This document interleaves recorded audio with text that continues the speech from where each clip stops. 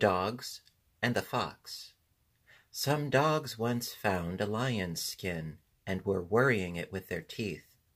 Just then a fox came by and said, "You think yourselves very brave, no doubt, but if that were a live lion, you'd find his claws a good deal sharper than your teeth." It is easy to act brave in the absence of danger. The Swallow and the Other Birds. A farmer sowing his fields with flax was observed by a swallow, who, like the rest of her tribe, had traveled a good deal and was very clever. Among other things, she knew that of this same flax, when it grew up, nets and snares would be made to entrap her little friends, the birds of the country.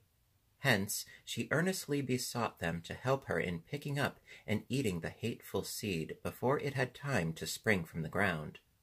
But food of a much nicer kind was then so plentiful, and it was so pleasant to fly about and sing, thinking of nothing, that they paid no attention to her entreaties. By and by the blades of the flax appeared above the ground, and the anxiety of the swallow was renewed. "It is not yet too late," said she.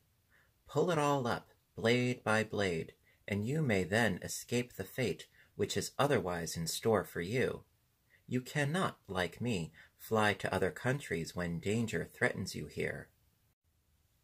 The little birds, however, took no notice of the swallow, except to consider her a very troublesome person, whom silly fears had set beside herself.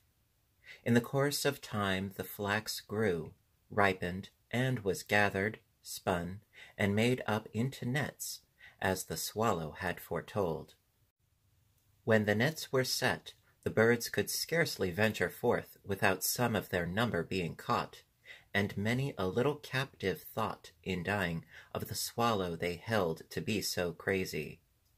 While the swallow, in despair at their thoughtless ways, has since preferred the society of men to that of her former companions. Prevention is better than cure.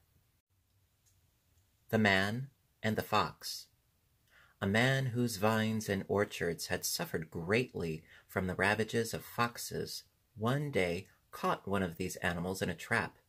In a great rage, he tied up the fox's tail with tow that had been steeped in turpentine, set a light to it, and let him run.